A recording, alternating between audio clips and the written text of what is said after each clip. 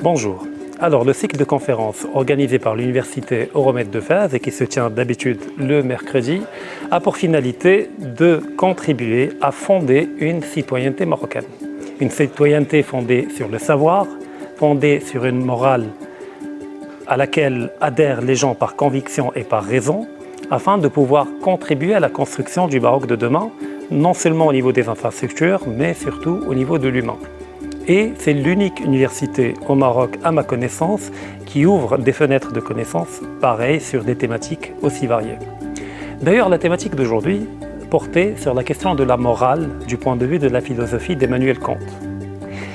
Emmanuel Kant est un auteur inaccessible ou difficilement accessible. J'essaie aujourd'hui de vulgariser et ce que j'attends des étudiantes et étudiants n'est pas d'aller lire en courant Emmanuel Kant, mais juste de comprendre une idée centrale, c'est que la pensée est complexe, que la complexité est une bonne chose car elle nourrit l'esprit critique, mais surtout que la morale n'est efficace que quand elle est portée individuellement et non pas vécue comme étant une contrainte subie de l'extérieur.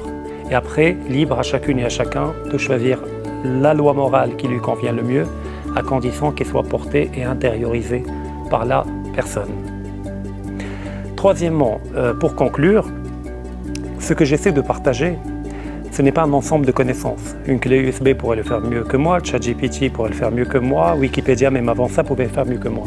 Ce que j'essaie d'inculquer, c'est l'esprit critique, de comprendre que la réalité n'est pas noire ou blanche, qu'il y a une infinité de nuances entre elles.